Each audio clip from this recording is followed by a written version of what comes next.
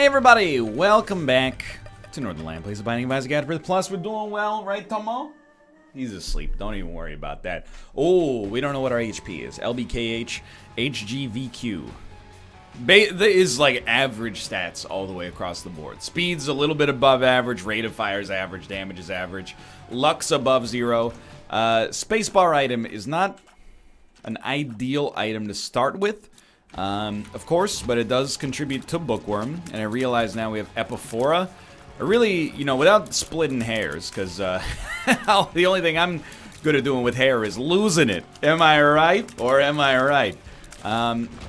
But without splitting hairs, Epiphora is certainly not a bad item. But I might suggest it's the kind of item you don't want to rely on, if possible, for all of your damage and rate of fire related needs. Just doesn't scale fast enough on any given room, doesn't give you the kind of flexibility to shoot wherever you choose, but it doesn't make it bad. You know, I'm happier to have it than to have something that didn't help us at all. So I got ideas, you know. Gemini is not something I'd be excited about taking, but we could take it. I also would love to get a little bit of extra like guaranteed HP so we can go to the curse room, but okay, so now we know it's gonna blow this up. You know, I will trade there, and then hopefully we can get something better out of it. It's not like I really want to do another run with undefined, which has been fine, or unknown. I'm definitely giving it the wrong name like every single time, but if we have to, I would rather have this than an item that, above all else, is more than likely to cause us problems. I think that's fair. Whoop. You know what? You almost got me there. You gotta wake up pretty early in the morning. Did you see that that video somebody posted on the subreddit? It didn't get a whole lot of traction, which, I mean, it did okay, but it was a compilation of Dan saying you've got to wake up pretty early in the morning. I think it's all taken from, you know, a couple of streams that he did, and there's like 4 straight minutes of him being like, increasingly nonsensically, you gotta wake up pretty early in the Mario time to sneak a K-Cones past Dan. Anyway, it's a good video. No mean-spiritedness meant towards my good friend Dan Giesling. We all have speech patterns. You know, mine are very obvious as well, to the point where people are like, could you please stop saying these words? And I'm like, if I knew how, brother, I would. See, there's one right there. Ooh. No!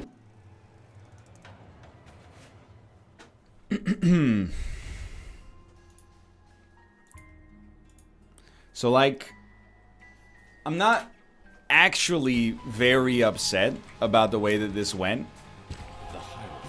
SE4D Z89. I'm just kind of annoyed at the fact that essentially, like, my worst nightmares came true. You know what I mean?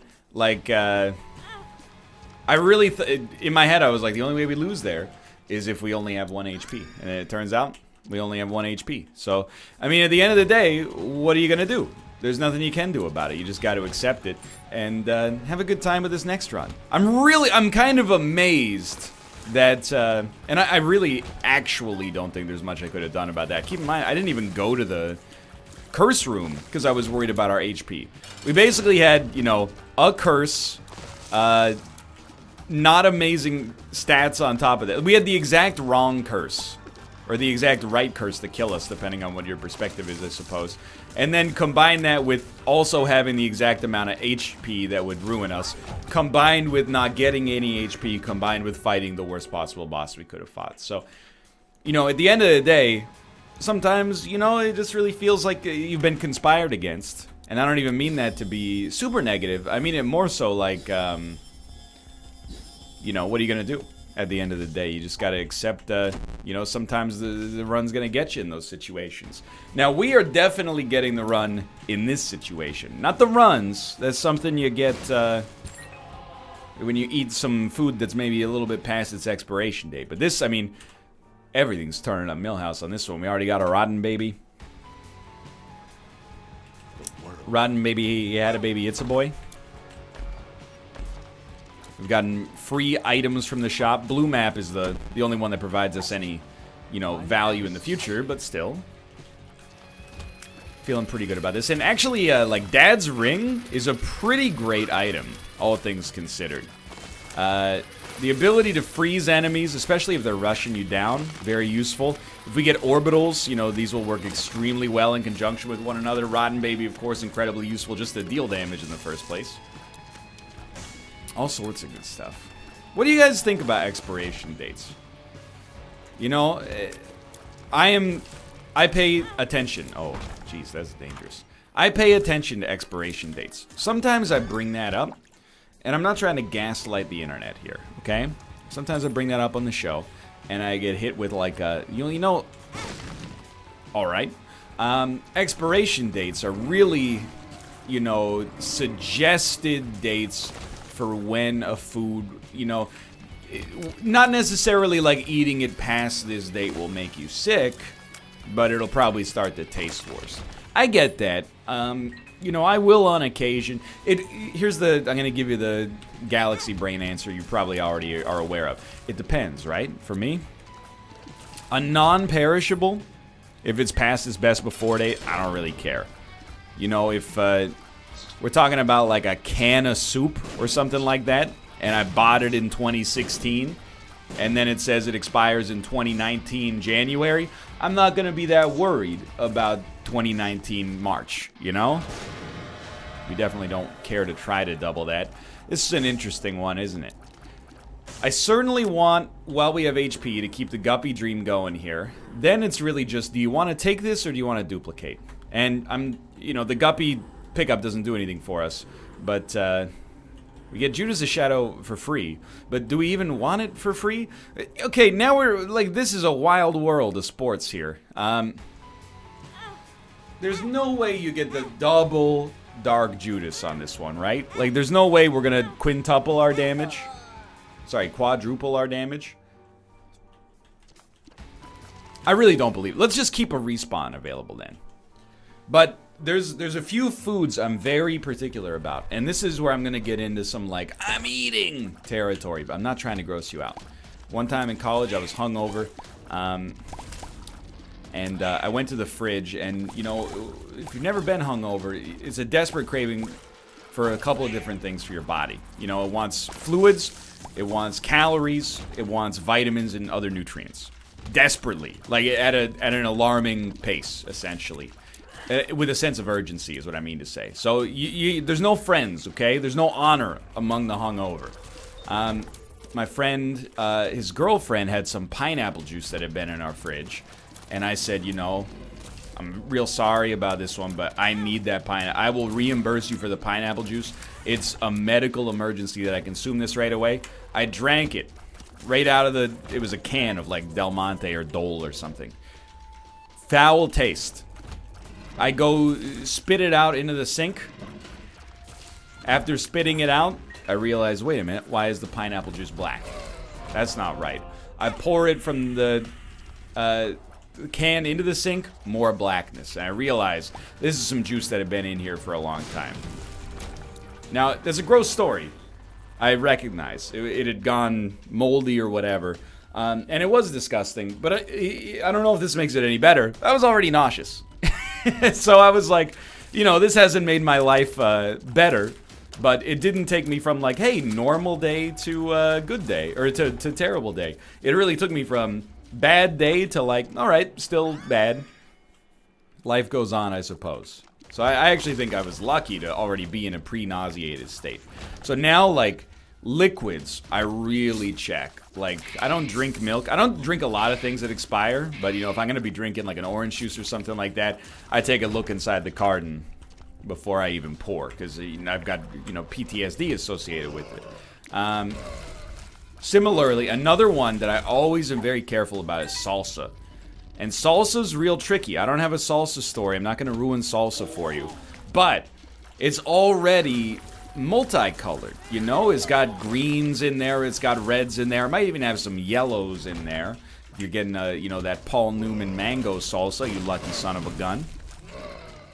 But, you know, I always open up the jar of salsa and I take a little peek at it because I want to make sure, you know, if I see any blue, ain't no such thing as a blue pepper. Nobody's making blueberry salsa. You see any blue inside of that salsa jar, toss it in the garbage.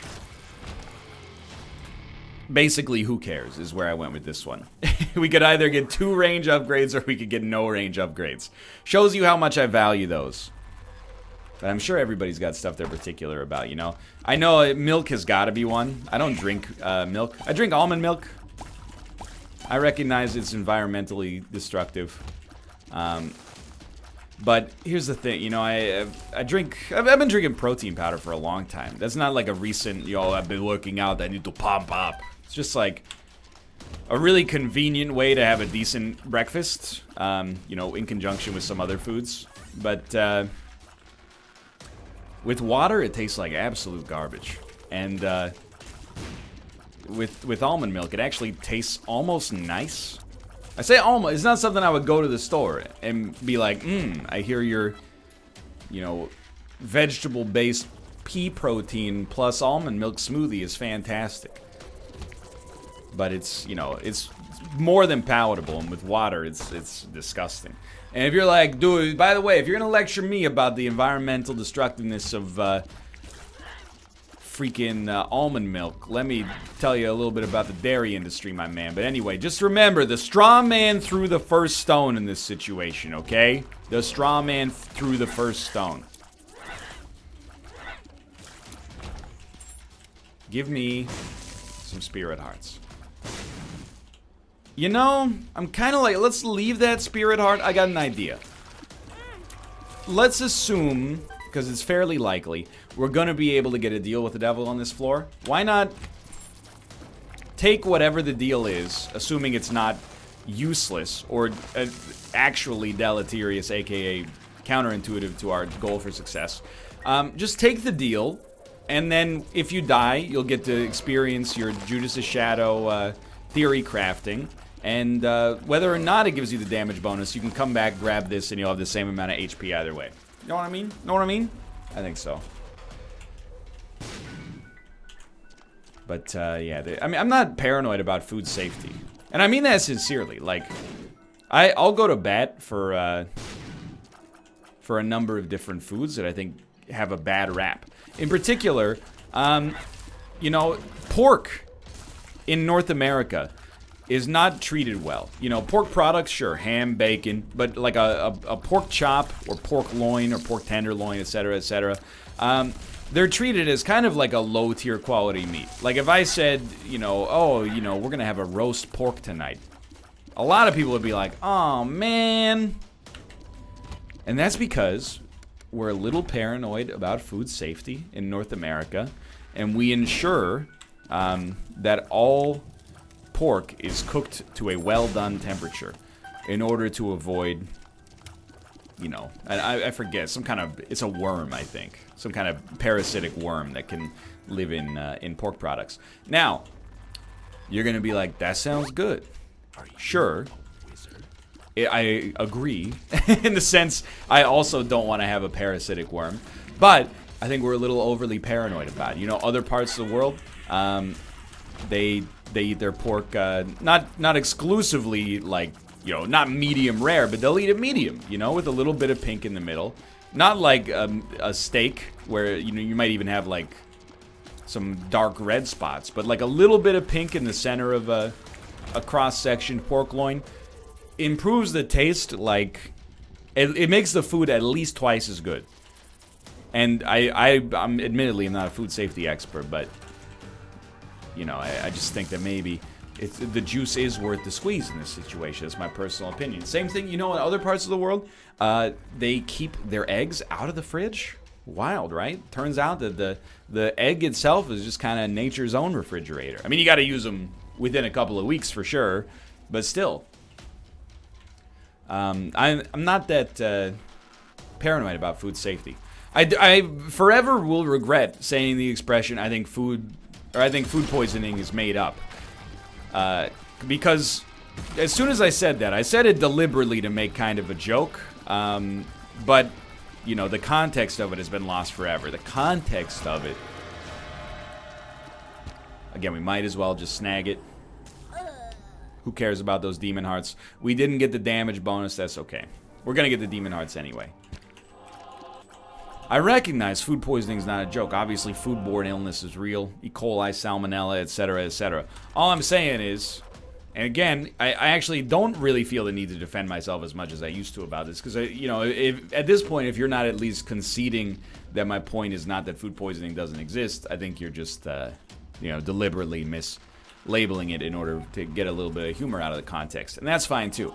But all I'm saying is that people will, you know, drink 15 beers over the course of a weekend and then eat a burrito, wake up on Monday morning and be like, my stomach hurts. Ugh, that burrito must have not been, you know, totally on the level.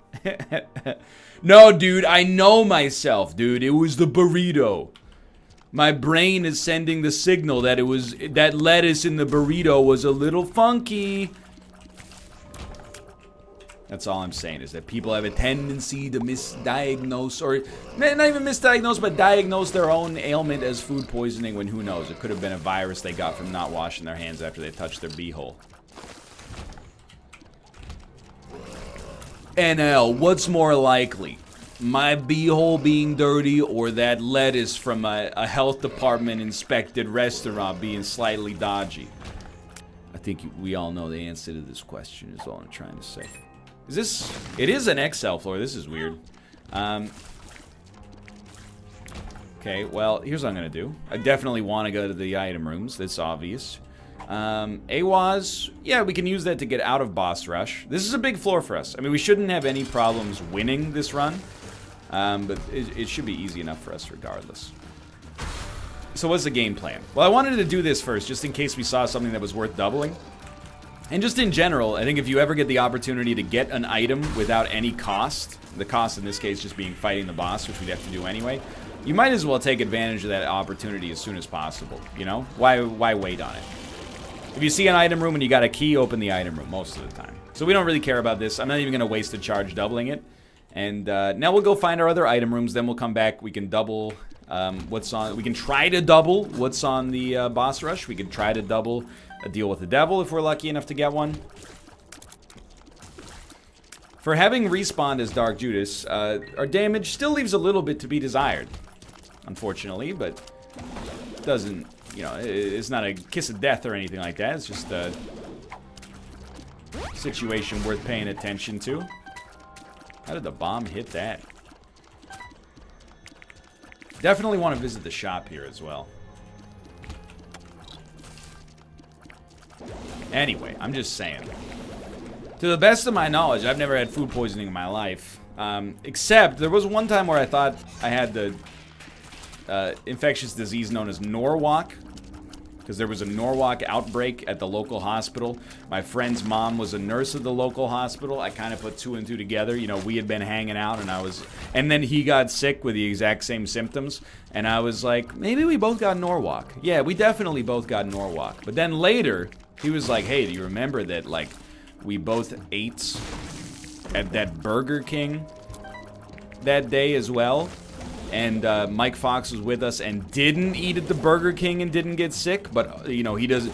You'd think if it was Norwalk, he would probably have come down with his symptoms as well. You know, I know I'm falling victim to the exact same thing I said other people do.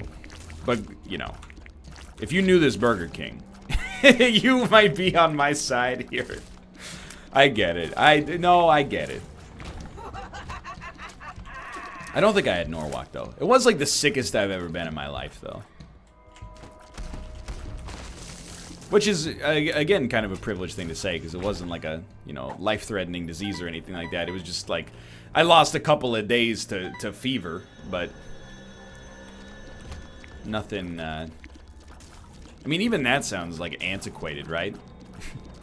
Sounds like I'm talking about, like, the early 1800s. Like fever. What are you, 100 years old? Dude, it was bad, okay? I wasn't... I'm not a baby when it comes to illness. And I don't mean that to be insulting to anybody. Like, you know, if you have real illnesses, of course. Or even if you don't. Like, I know some people are like, you know, I'm a little sick. I'm more the kind of guy who's like, yeah, you know, I got a little cold, but I'm gonna persevere. I'm not a tough guy. I'm tough with respect to, you know, not complaining too much about being sick. But, you know, not in general am I a tough guy is what I mean. I'm just trying to lower my own ego here is what I'm trying to say. However, you know, when I had this, I didn't really want to be at home. You know, I'd rather have been back at school because I was living in the dorms, you know, hang out with my friends. And my parents were like, you know, spring break's over. Do you want to go back to school? And I was like, I can't because I'm going to ruin the bathroom. And they were like, you know what? Good point. Just hang out here for a couple of extra days. And I did. Well, it's our final shop. Tomo, you want to go, buddy? You can go. Don't let me stop you. I think he's just going to get some water. He'll be right back.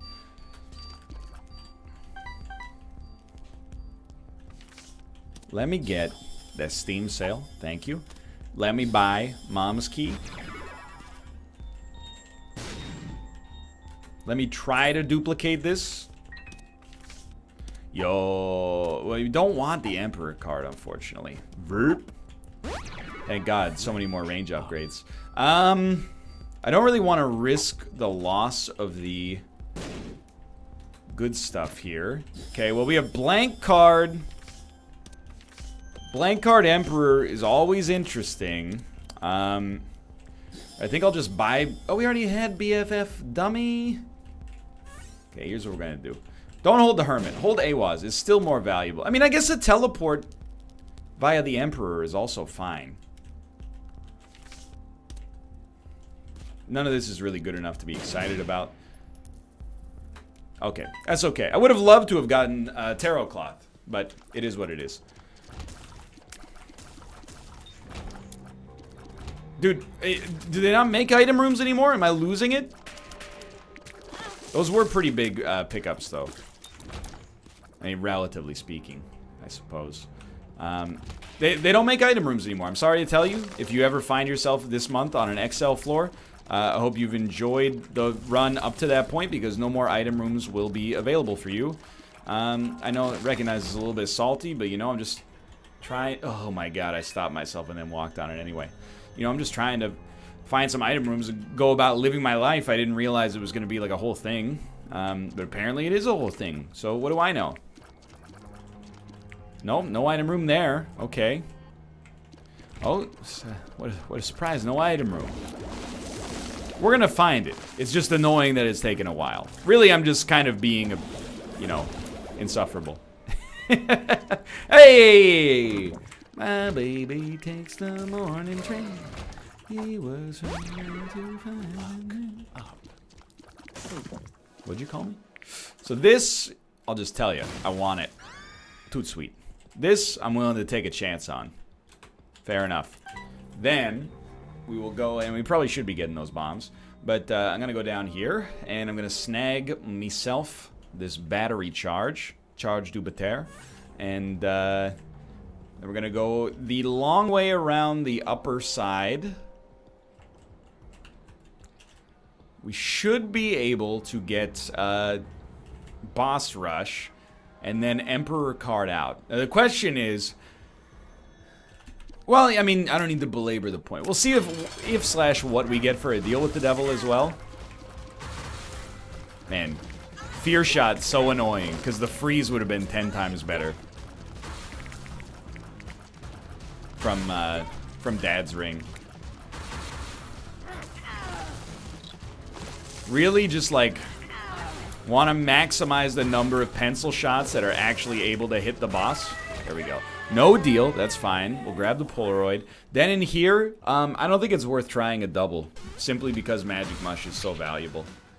And we will get the heck out of town. How's this run looking? I mean, it's looking... Could work, could fall apart. Definitely want that 100% deal with the devil to come to fruition here. A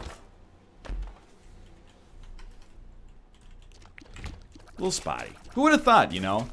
I mean, If anything, I will say, you know, if you're gonna have a run, like a streak-ending run, it's not like our streak was incredible, but if you're gonna have a streak-ending run, to have it not have any tension before ending is kind of merciful on me. You know, it sucks because there was no like, will he die or can he pull it out? Because we didn't really know where we stood. But yo, sack of sacks, pretty okay.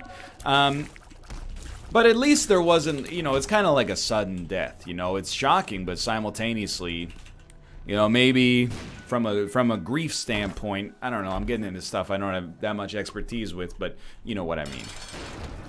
Perhaps the feeling of ripping the Band-Aid off is less anxiety-inducing and overall human suffering than a prolonged, you know, descent into streak-endingness. So Incubus is an incredible get. And you know what? I'm actually willing to let it ride here.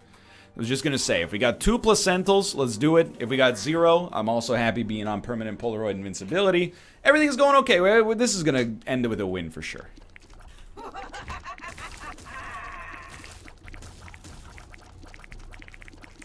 Now that we got what we need. And dare I say, hold on. I was really hoping that'd be Joker, but dare I say that Crooked Penny has been fantastic for us. It hasn't always worked out, but I think that's unreasonable to assume that it would. It's worked out as often as we could have hoped for, and it's provided some real benefit for us. You know, lots of free items on shops. Rotten Baby for free from a deal with the devil we wouldn't have otherwise been able to access. So I'm pretty pleased with that. I think overall it's been a good Isaac run. You know, it's been a run in the purest sense of the word. The game has been kind to us, and it didn't give us the easiest win, but it gave us a free, it gave us every opportunity to get there, I guess is what I'm trying to say. Anyway. This is the last Isaac run I'm going to record today before I'm turning my mind back into stream mode, as Nate Dogg said. That's an HP upgrade. Ooh, we'll never know. Just kidding, we're going to know. Told you. I've had a remarkable run of psychic phenomenon in Isaac lately. I'm not a paranormal guy by any stretch of the imagination, quite the opposite. I'm aggressively... Maybe aggressively rational is not the word I want to use in these modern times, you know? Because I'm not, like, making a podcast owning people. But I'm, like, you know, boringly rational. So, hey, do you believe in fate? Nope. Luck? Nope. Ghosts? Absolutely not. ESP or psychic phenomenon? No. Food poisoning? Well... all I'm saying is the jury's out a little bit. Probably, I should co-opt some of these beliefs just to become more interesting. At the end of the day, by the way, neither of these trinkets matter. Like, we could open golden chests for free. You know what? Now that I've worked it through in my head, they're unlikely to matter, but sure, golden chests for free is probably slightly better because of the fact that, you know, we could use Swallowed Penny, or not Swallowed Penny, Crooked Penny.